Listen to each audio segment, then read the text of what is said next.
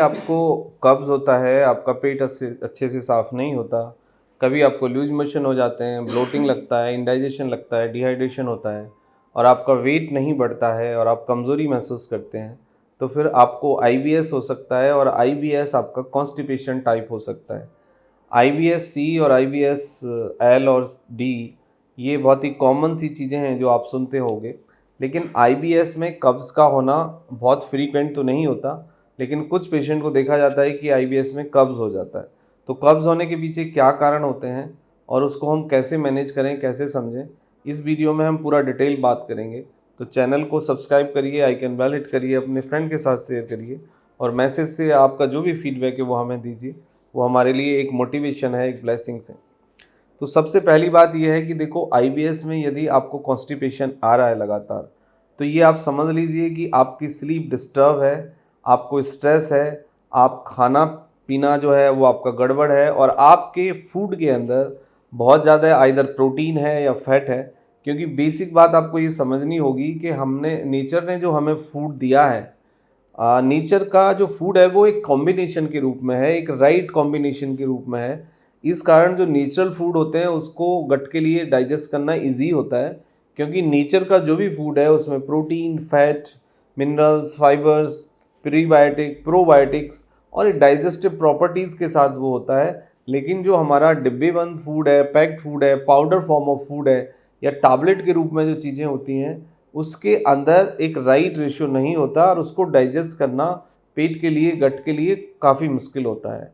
तो कॉन्स्टिपेशन के पीछे जो कॉमन रीज़न आप देखेंगे वो आइदर आप बहुत ज़्यादा प्रोटीन ले रहे हैं या आप फैट ले रहे हैं कंसनट्रेटेड, वो एक कारण हो सकता है। दूसरा कारण हो सकता है कि लेक ऑफ वाटर, यानी आप पानी यदि कम है, लिक्विड कम है आपके फूड में, तब भी आपको कॉन्स्टिपेशन आएगा।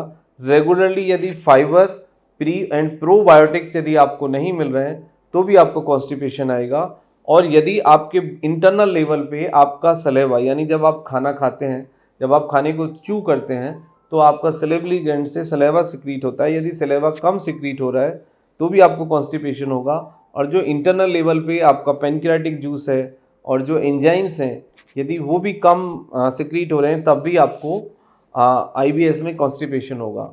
या कम एंजाइम सिक्रीट होना या कम सलेवा सिक्रीट होने का मतलब सीधा सा ये होता है कि आइदर यू आर डिप्रेस्ड, या तो आपको एंजाइटी है, फियर है, फोबिया है, डर है, आप खाना अच्छे से चबा के नहीं खा रहे हैं और खाना खाते हुए आप बहुत ही डिसओरिएंटेड हैं, यानी आपका ध्यान कहीं और है। तो उससे ना तो सेंट्रल नर्वस सिस्टम, गट, सीएनएस, ईएनएस कनेक्ट हो पाते हैं और ना ही जो सिक्रीशन हमें इंटरनली मिलना चाहिए वो सिक्रीशन मिल पाता है। जब वो एंजाइम्स का सिक्रीशन नहीं होगा, सलेवा का सिक्रीशन नहीं होगा, तो फिर खाने को डाइजेस्ट करना, डिस्ट्रीब्यूट करना, पचाना गट के लिए बहुत चैलेंजिंग हो जाता है और उस प्रक्रिया में आपको कॉन्स्टिपेशन आता है। बहुत ज़्यादा नॉनवेज खाना, बहुत ज़्यादा पैक्ड फूड लेना, बहुत ज़्यादा फैट एंड प्रोटीन लेना, या फिर मतलब नेचुरल सोर्स नहीं है, सिंथेटिक सोर्स है, जैसे एग बहुत ज़्यादा आप लेते हैं या नॉनवेज आप लेते हैं, इसके अंदर प्रोटीन, फैट है, फाइबर भी है, लेकिन इसका जो कॉम्बिनेशन है वो इस तरह का है कि इसको गट इजीली डाइजेस्ट नहीं कर पाती। तो easily digestible natural seasonal fruits, vegetables, grains लें, सही तरीके से अच्छे से कुक करके लें, खाने को अच्छे से च्यू करें। अब कॉन्स्टिपेशन से रिलेटेड कुछ आईबीएस में कॉम्प्लिकेशंस भी डेवलप हो जाते हैं। जैसे कुछ लोगों को आपने देखा है कि एनोरेक्टल पेन, यानी कि जब वो स्टूल पास करेंगे तो उन्हें अच्छा फ्रीली एम्प्टी फील नहीं होगा, हैप्पीनेस फील होगा। और कुछ लोगों को मतलब ब्लीडिंग भी आ जाती है, कुछ लोगों को एनोरेक्टल प्रॉब्लम्स आ जाते हैं, जैसे पाइल्स हो सकता है, फिजर हो सकता है, फिस्टुला हो सकता है, या कोई एनोरेक्टल इन्फेक्शन हो सकता है, उसके कारण भी फिर आपको कॉन्स्टिपेशन होता है। कुछ मेटाबॉलिक प्रॉब्लम्स आ जाते हैं। मेटाबॉलिक प्रॉब्लम से मतलब है कि फैटी लीवर हो सकता है, आपको किडनी या लिवर, किडनी में स्टोन हो सकती है, कुछ लोगों को सिस्ट कई बार आ जाते हैं। तो ये सब एक मेटाबॉलिक डाइजेस्टिव चेंज जब स्टार्ट होता है तो उसके बाद की कंडीशंस होती हैं। कुछ लोगों को एसिड रिफ्लेक्स देखा जाता है, चेस्ट बर्न देखा जाता है, ब्लोटिंग देखी जाती है, कुछ लोगों को एसिड इतना ज़्यादा फ्लो करता है कि फिर कई बार उल्टी आ जाती है। तो ये सब चीज़ें उसका एक रिफ्लेक्शन है, एक कॉम्बिनेशन है।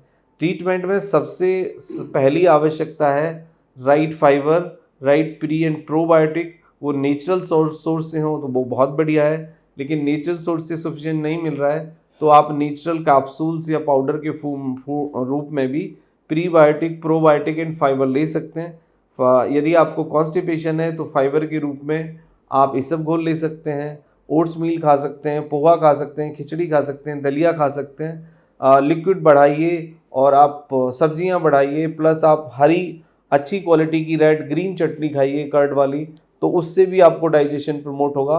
प्लस यदि फिर भी कॉन्स्टिपेशन बना रहता है तो naturally triphala is recommended in IBS constipation type of the patient, वो भी आप ले सकते हैं। या फिर आप लैक्टुलोज ले सकते हैं।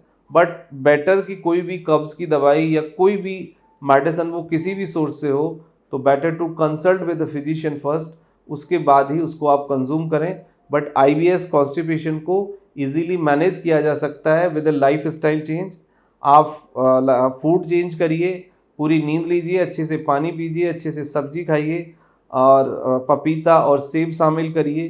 प्लस सबसे अच्छी चीज़ है कि आप यदि रेगुलरली वॉकिंग करें और डीप ब्रीदिंग और एब्डोमिनल ब्रीदिंग करें, यानी पेट की पंपिंग करें, तो इससे भी आपको बहुत बड़े फायदे होते हैं।